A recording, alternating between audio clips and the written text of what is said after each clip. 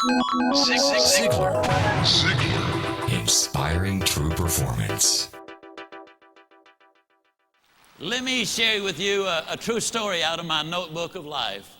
A number of years ago, got an incredible letter from a gentleman in Toronto with a substantial check in it. He said, my friend Steve Walker is following the wrong role model. He's working himself to death. His family is falling apart. His health is in danger. And he's modeling himself out of his boss. And he trusts you and respects you. If you will give us 1 hour, I will fly him to Dallas and give you this check. Wouldn't you love to have a friend like that?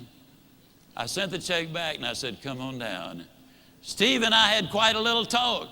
And in our talk, I asked him why he had such a role model. What about this man that made him so completely important in his life? And he said, well, he's the most successful man I have ever known. And I said, well, Steve, what do you call success? Now, it took several minutes for him to go down the list. But the interesting thing is, though they're not in the same order that I have put them, or we list them now, these are the 8 things that he said he really considered to be successful. If a man was happy and healthy and at least reasonably prosperous and secure, if he had friends and peace of mind and good family relationship and the hope that the future is going to be better, he said, I'd consider that man as successful. Now I'm going to really encourage you to take some notes right here. And all I want you to do, and you'll be the only one that'll see it, somewhere right as I go down the list, write whether you get a plus on that one or a minus on that one. You'll be the only one to see it, but it might be an eye-opener. You see, most people never dare to evaluate really where they are. And you got to know where you are before you can really determine your chances of getting what you really want out of life. And so I said to Steve, I said, I understand that your boss is very important to you. You consider him to be successful. When he finally got through with the identification, as I said earlier, these were the 8 things that he said, I think that's important for success, to measure success. I said, well, Steve, let me ask you now, as far as happy is concerned, tell me, how happy is your boss? He said, oh, I don't think he's happy at all. I said, why not? He said, well, I've never heard him laugh, and he seldom smiles, and besides that, he's got ulcers. I said, well, do I give him a plus or a minus? He said, oh, you give him a minus. Please grade yourself as we go. This is so important for you. Then I said, that also tells me something about his health if he's got those ulcers. Do I give him a plus or a minus? He said, you give him a minus.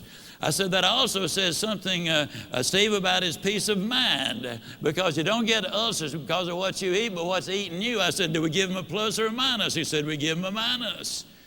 I said, Steve, I've asked you one question about what success is, what balance is, what's important to you. One question, and your boss comes up with 3 minuses. I said, tell me how prosperous he is. He said, man, he's got money running out of his ears, and he's getting more every day. I said, we give him a plus on that one, don't we? He said, we sure do. I said, how secure is your boss? He said, well, he's as secure as money can make you.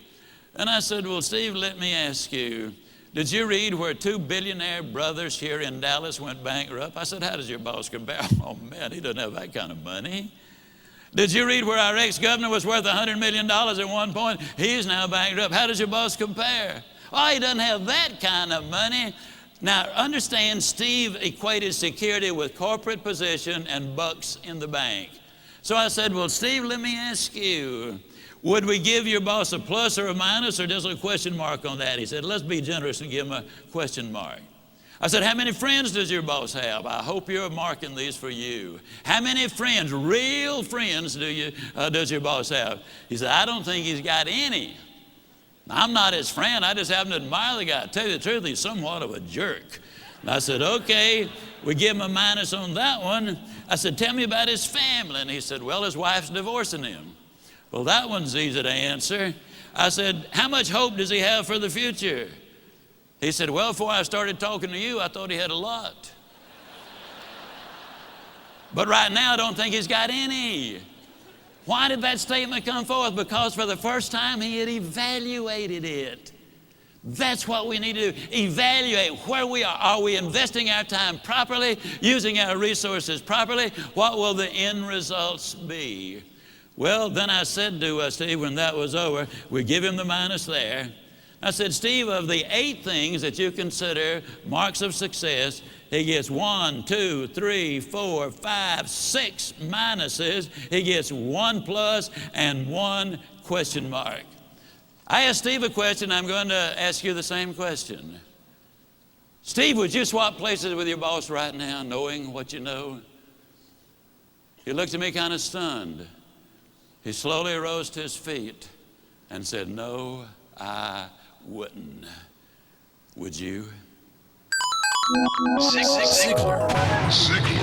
Inspiring true performance.